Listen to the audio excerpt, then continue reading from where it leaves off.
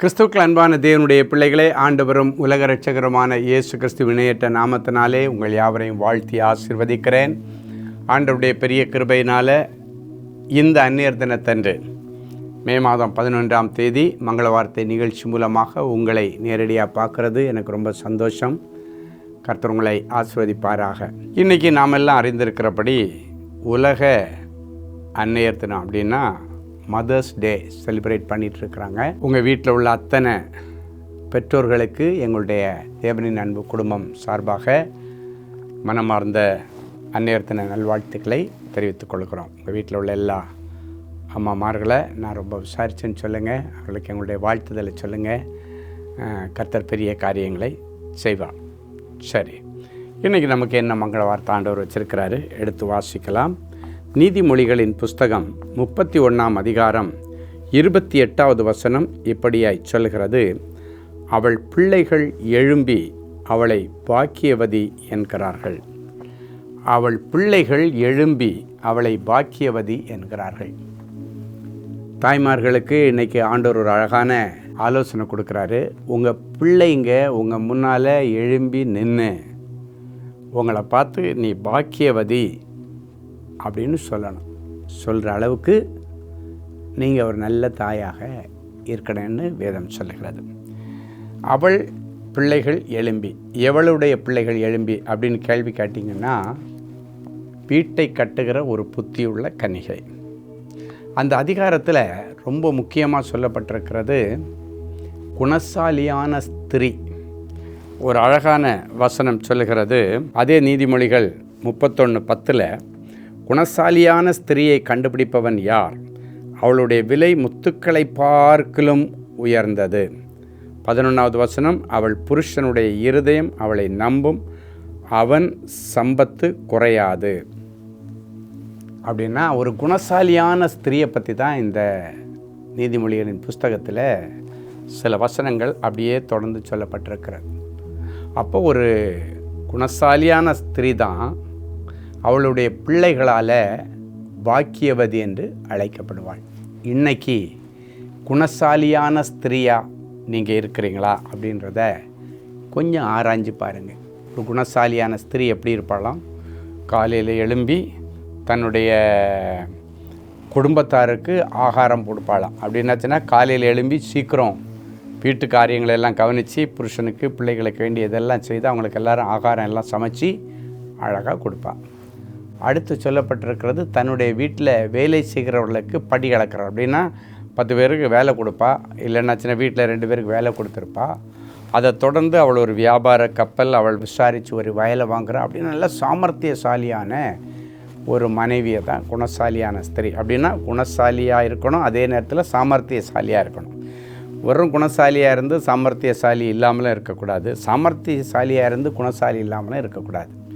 நல்ல குணசாலினா நல்ல குணாதிசயங்கள், மனைவிக்குன்னு உரிய குணலட்சணங்கள் அடங்கிய ஒரு நல்ல மனைவி. அப்படின்னா ஒரு நல்ல தாய்க்குரிய குணலட்சணங்கள் அடங்கிய ஒரு நல்ல அன்னையாக நீங்கள் இருக்கணும். அதுதான் ஆண்டவர் எதிர்பார்க்குறாரு. அவளை பார்த்து அவங்க பிள்ளைங்க எப்படி புகழ்வாங்களாம், நீ பாக்கியவதி அம்மா, நீ கொடுத்து வச்சவம்மா அப்படின்னு சொல்லுவாங்களாம். அவளுடைய புருஷனுடைய இருதயம் நம்புமா. அவள் நிமித்தம் புருஷனுக்கு அந்த குடும்பத்துக்கு நிறைய செல்வங்கள் வருமா.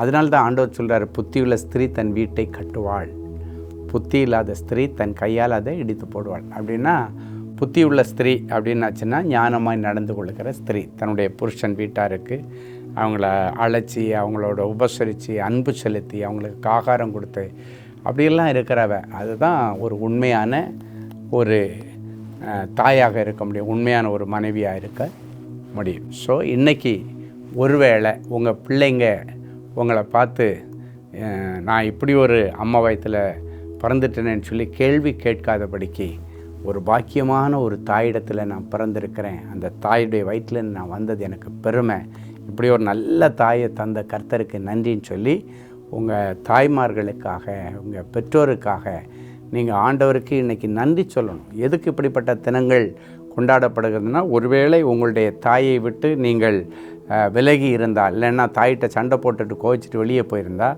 இந்த மாதிரி நாட்கள் வரும் பொழுது அம்மாவுக்கு ஒரு கிஃப்ட்டை வாங்கி கொடுத்து அம்மாவோட ஐக்கியம் ஆகி இனி அந்த ஐக்கியத்தை நீங்கள் கண்டினியூ பண்ணணும். இன்னொன்று, இப்படி ஒரு நல்ல தாயை தந்த கர்த்தருக்கு நீங்கள் நன்றி சொல்லணும். வேதத்தில் பார்த்திங்கன்னா அநேக ஸ்திரீகள் ஆண்டவருடைய ஊழியத்தில் பின்னணியில் இருந்ததை நீங்கள் பார்க்க முடியும். அப்படின்னா அவங்க எல்லாம் ரொம்ப ஆவிக்குரிய வாழ்க்கையில் ஊழிய காரியங்கள் எல்லாம் ரொம்ப முன்ன நின்று செய்வாங்க. ஆண்கள் செய்வார்கள், ஆனால் அதே நேரத்தில் பெண்கள் இன்னும் அதிகமாக வீட்டு காரியங்களை ஒழுங்குபடுத்துகிற, வீட்டில் பிள்ளைகளுக்குரியதை செய்கிறது எடுக்கிறதெல்லாம் பார்த்திங்கன்னா ஆண்களை விட பெண்கள் ரொம்ப உஷாராக இருப்பாங்க. ஆண்கள் சம்பாரித்து கொடுப்பாங்க, உண்மை தான், இல்லைன்னு சொல்லலை. ஆனால் அதை பக்குவமாக வச்சு 4 காசை சேர்த்து வச்சு அழகாக ஒரு ப்ராப்பர்ட்டி வாங்குறதோ கொள்றதோ, இல்லைன்னாச்சுன்னா அதை டெவலப் பண்ணுறதோ, இல்லை அதை வச்சு ஜெபம் பண்ணி நல்லபடியாக ஃபேமிலியை செட்டில் பண்ணுற, இதெல்லாம் ஒரு நல்ல ஒரு தாயினுடைய பொறுப்பு. அதுதான் குணசாலியான ஸ்திரீ. அவளை கண்டுபிடிக்கிறவன் முத்துக்களை விட விலையேறப்பட்டதை கண்டுபிடிக்கிறானா. எனவே இன்றைக்கி உங்கள் வீட்டில் உள்ள தாய்மார்கள் ஒருவேளை ஆண்டவரை விட்ட பின்வாங்கி தேவையில்லாத தூஷண வார்த்தைகளை பேசிட்டு, இல்லைன்னா ஹஸ்பண்டுக்கு கீழ்ப்படியாமல், அப்படி இல்லைன்னா பிள்ளைகளுக்கு பொறுப்பாக பிள்ளைகளுடைய காரியங்களை கவனிக்காமல் இருந்தாங்கன்னா அவங்களுக்காக நம்ம எல்லாம் இந்த நாட்களில் நல்ல ஜெபம் பண்ணணும். ஜெபம் பண்ணி அவங்களும் ஒரு நல்ல தாயாக, பிள்ளைகளுக்கு நல்ல தாயாக, புருஷனுக்கு நல்ல மனைவியாக இருக்கும்படி கர்த்தர்களை ஆசீர்வதிப்பாராக. எங்கள் அம்மாவுக்காக நான் ஆண்டவரை துதிக்கிறேன். எங்கள் அம்மாவுக்கு இப்போ 90 வயசு. ஆண்டவர் அவங்கள நல்லா அழகாக ஆரோக்கியமாக வச்சுருக்கிறாரு. ஏன்னா எங்கள் வீட்டில் நாங்கள் எல்லாராலும் சொல்ல முடியும், எங்கள் அம்மா பாக்கியவதி, கொடுத்து வச்சவங்க. ஏன்னா ஒரு காலத்தில் ரொம்ப கஷ்டப்பட்டாங்க. எங்கள் அப்பா சின்ன வயசில் இறந்ததுனால எங்கள் அம்மா 7 பிள்ளைகள் எங்களை வளர்க்குறதுக்கு கஷ்டப்பட்டு எடுத்து மார்க்கெட்டில் காய்கறி வியாபாரம் பண்ணி எடுத்து எப்படியோ வெயிலில் உட்காந்து மழையில் உட்காந்து அரிசி சுமந்து எப்படியோ எங்களை இவ்வளோ தூரம் கொண்டு வந்துட்டாங்க. ஆனால் இன்றைக்கி அவங்கள ஆண்டவர் பாக்கியவதியாக வச்சுருக்கிறாங்க. ஏன்னா பிள்ளைகளை அப்படி அழகாக வளர்த்தாங்க, அன்பை சொல்லி வளர்த்தாங்க. வறுமையின் மத்தியிலும் பட்டினியின் மத்தியிலும் தன்னால் இயன்ற அளவுக்கு கடினமாக உழைச்சி தன்னுடைய பிள்ளைகளுக்கு ஆகாரம் கொடுத்தார்கள், போஷித்தார்கள். பிள்ளைகளை படிக்க வைக்கிறதுல ரொம்ப ஸ்ட்ராங்காக இருந்தாங்க. ஸோ அப்படியெல்லாம் உள்ள எங்கள் அம்மாவை நான் நினச்சி பார்த்து, எங்கள் அம்மா ரோசம்மா அம்மாவை தந்த ஆண்டவருக்கு நான் நன்றி செலுத்துகிறேன். நீங்களும் உங்கள் பெற்றோரை இந்த நாட்களை நினைத்து பாருங்கள். குறிப்பாக தாய்மார்களை நீங்கள் நினச்சி ஆண்டவருக்கு நன்றி சொல்லுங்கள். எங்கள் அம்மா மட்டுமல்ல, எங்கள் வீட்டில் என்னுடைய மனைவி தன்னுடைய 3 பிள்ளைகளுக்கு ஒரு நல்ல தாயாக இருக்கிறாங்க. எல்லா விதத்திலும் தன்னுடைய பிள்ளைகளுக்கு ஒரு நல்ல தாயாக இருந்து அவங்கள நடத்திட்டுருக்காங்க. நான் ஊழியன்னு எங்கேயாவது போனால் கூட என்னுடைய மனைவி, நான் ஊரில் இல்லைனாலும் என் பிள்ளைகளுக்கு என்னென்ன செய்யணுமோ சூப்பராக எல்லாத்தையும் பார்த்து செய்து, புத்தி உள்ள ஸ்திரீ தன் வீட்டை கட்டுவாள்னு சொன்ன மாதிரி வீட்டையும் குடும்பத்தையும் கட்டுகிற என் மனைவிக்காக நான் நன்றி செலுத்துகிறேன். அது மட்டும் இல்லை, எங்கள் வீட்டில் வாழ என்னுடைய மருமகள், அவர் 2 பிள்ளைகளுக்கு தாயாக இருக்கிறா. ஒரு நல்ல மருமகளை கர்த்தர் கொடுத்தார். என் பிள்ளைக்கு நல்ல ஒரு மனைவியாக, அந்த 2 குழந்தைகளுக்கு நல்ல தாயாக இருக்கிறா.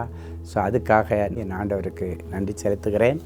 அது மட்டும் இல்லை, என்னுடைய மகள் இப்பொழுது தாய் ஸ்தானத்தில் நிறைவடைகிற நிலைமையில் இருக்க. அடுத்த மாதம் அவளுக்கு டெலிவரி. நல்ல ஒரு மருமகனை கர்த்தர் தந்திருக்கிறார். அவளும் இப்போ தாய்மை அடைந்து ஜூன் மாதத்தில் குழந்தை பெற்றெடுக்கக்கூடிய ஸ்தானத்தில் இருக்கார். ஸோ இது எல்லாமே ஆண்டவருடைய பெரிய கிருபை. எனவே இப்படிப்பட்ட நல்ல குடும்பத்தை தந்ததற்காக நான் இந்த அன்னையர் தினத்தன்று ஆண்டவருக்கு நன்றி சொல்கிறேன். ஆண்டவருடைய நாமம் மகிமைப்படுவதாக. ஒரு சாட்சி கேட்கலாமா? திருமதி சாந்தா, சென்னை. எனக்கு திருமணமாகி 8 வருடங்களாக குழந்தை இல்லாமல் மிகுந்த அவமானத்தோடு இருந்தேன். இந்த நிலையில் அன்பரின் பாதத்தில் ஒரு நாள் உபவாச கூடுகையில் கலந்து கொண்டேன். கூட்டத்தின் முடிவில் தனி ஜெபத்தில் சகோதரர் ஸ்டீஃபன் அவர்கள் எனக்காக ஜெபித்தபோது அடைக்கப்பட்ட கர்ப்பம் திறக்கப்படுவதாக என்று மங்கள வார்த்தை சொன்னார். என்ன ஆச்சரியம்! சகோதரர் ஸ்டீஃபன் அவர்கள் சொன்ன அந்த மங்கள வார்த்தையை ஆண்டவர் அப்படியே நிறைவேற்றினார். நான் மருத்துவ பரிசோதனைக்கு சென்றபோது கர்ப்பமாக இருப்பதை மருத்துவர் உறுதி செய்தார். கர்த்தருடைய பெரிய கிருபையினால் சுகப்பிரசவத்தில் அழகான ஆண் குழந்தையை பெற்றெடுக்க கர்த்தர் உதவி செய்தார். இந்த அந்நியர் தினத்தன்று ஒருவேளை நீங்கள் கல்யாணம் பண்ணி பல வருஷம் ஆகி இன்னும் அன்னை ஆகலை, அப்படின்னா தாய் ஆகலை அப்படின்னு இருந்தால், இன்றைக்கி அப்படிப்பட்ட பிள்ளைகளை ஆண்டவருடைய ஸ்தானாதியாய் நிறைஞ்ச மனசில் ஆசீர்வதிக்கிறேன். எப்படி சாந்தாவுக்கு மங்கள வார்த்தை சொல்லி அடைக்கப்பட்ட கர்ப்பம் திறந்து அவளை ஒரு தாயாக ஆண்டவர் மாற்றினார், அதே போல் இந்த நிகழ்ச்சியை பார்க்குற பிள்ளைகள் யார் யார் இன்னும் நான் தாய் ஸ்தானத்திற்கு வெயிட் பண்ணிகிட்ருக்கிறேன், அன்னை ஸ்தானத்திற்கு வெயிட் பண்ணுறேன், இன்னும் அந்த பாக்கியம் எனக்கு கிடைக்கல, தங்கலை, கற்பந்தங்கலைன்னு இருந்தீங்கன்னா இன்றைக்கி கர்த்தருடைய ஆவியானவர் உங்கள் மேலே தங்கியிருந்து சங்கீதம் 17:14 பரலோகத்தின் திரவியத்தை இன்றைக்கே உங்கள் கற்பத்தில் அனுப்பி உங்களை சந்தோஷமான பிள்ளை தாட்சியாக்கி அம்மா ஸ்தானத்துக்கு உயர்த்துவார். அடுத்த வருஷம் இந்நேரம் எல்லாம் நீங்கள் அந்நியர் தின பட்டியலில் உங்கள் பேரும் இருக்கும். சரியா? சரி, ஜெபிக்கலாமா? அன்பான ஆண்டவரே, உமக்கு நன்றி. இந்த அந்நியர் தினத்தன்று என் பிள்ளைகளுக்கு ஒரு நல்ல மங்கள வார்த்தை சொன்னீர். உன் பிள்ளைகள் எழும்பி உன்னை பார்த்து நீ பாக்கியவதி என்று சொல்வார்கள் என்று சொன்னீர். இந்த வார்த்தை ஒவ்வொரு தாய்மார்களுக்கும் தகுதியுள்ளதாய் மாறும்படிக்கு அவர்களை குணசாலியான ஸ்திரீகளாய் மாற்றும், கூடாரவாசிகளாக மாற்றுவீராக, புத்தியுள்ள கன்னிகைகளாய் மாற்றுவீராக, வீட்டை கட்டுகிற கன்னிகைகளாக அவர்களை மாற்றுவீராக. ஆண்டவரே, அவர்கள் பொறுப்பாய் கணவர் கொண்டு வருகிற அந்த சின்ன வருமானத்தை வைத்து, இல்லைன்னா பெரிய வருமானத்தை வைத்து நிலங்களை பேசி வாங்கி தன் குடும்பத்தார் அனைவருக்கும் ஆகாரம் கொடுத்து, தன்னிடத்தில் பணி செய்கிறவர்களுக்கு வேலை கொடுத்து, சம்பளம் கொடுத்து, படி இழந்து, வேதத்தில் சொல்லப்பட்ட குணசாலியான ஸ்திரீக்குள்ள அத்தனை குணாதிசயங்களும் இந்த நிகழ்ச்சியை பார்க்குற ஒவ்வொரு தாய்மார்களுக்கும் அனுபவமாக மாறுவதாக நான் நிறைஞ்ச மனசில் ஆசீர்வதிக்கிறேன். அங்கே ஞானமாய் குடும்ப வாழ்க்கை நடத்தட்டும், குடும்பத்தில் இருக்கிற சண்டை சச்சரவுகள் மாறட்டும். ஆண்டவரே, தன்னுடைய பிள்ளைகளுக்காகவே நான் தியாகம் பண்ணி என் புருஷன் கூட அட்ஜஸ்ட் பண்ணி இருக்கிறேன்னு சொல்கிற பிள்ளைகள், தாய்மார்கள், இனி இல்லை என் புருஷன் எனக்கு எல்லா விதத்துலையும் உதவியாக, ஒத்தாசையாக, சப்போர்ட்டிவாக இருக்கிறார், எனக்கு இன்னிடத்தில் அன்பாக இருக்காருன்னு சொல்லத்தக்கதாக இந்த அந்நியர் தினத்தன்று கனப்படுத்தப்படாத தாய்மார்கள் தன்னுடைய புருஷனால் கனப்படுத்தப்பட கர்த்தர் உதவி செய்யும். ஆண்டவரே, எந்தெந்த பெற்றோர்கள் தாய்மார்கள் பிள்ளைகளால் கனப்படுத்தப்படவில்லையோ, புருஷனால் கனப்படுத்தப்படவில்லையோ, அவர்கள் அத்தனை பேரும் இன்றைக்கு கனப்படுத்தப்படக்கூடிய விதத்தில் இந்த வசனங்கள் அவர்கள் மேலே இன்றைக்கு பலிப்பதாக நான் ஆசீர்வதித்து ஜெபிக்கிறேன். தாய் என்கிற ஸ்தானம் இந்த உலகத்தில் ஆண்டவர் கொடுத்த ஒரு பெரிய ஸ்தானம்.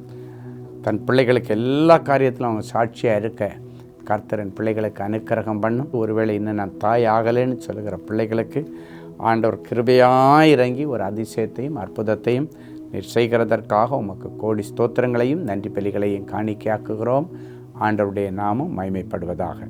இயேசுவின் மூலம் பிதாவே, ஆமென். அன்பு தேவனுடைய பிள்ளைகளே, இந்நிகழ்ச்சியின் மூலம் நீங்கள் பெற்றுக்கொண்ட ஆசீர்வாதங்களையும் உங்கள் ஜெப விண்ணப்பங்களையும் அனுப்ப வேண்டிய முகவரி: தேவனின் அன்பு ஊழியங்கள், Vinayak avenue, OMR road, Okkiyam, Thoraipakkam, Chennai 600097. மேலும் 24 மணி நேர ஜெப உதவிக்கு 044-24547-999 மற்றும் 9941950999 என்ற எண்களுக்கு தொடர்பு கொள்ளுங்கள்.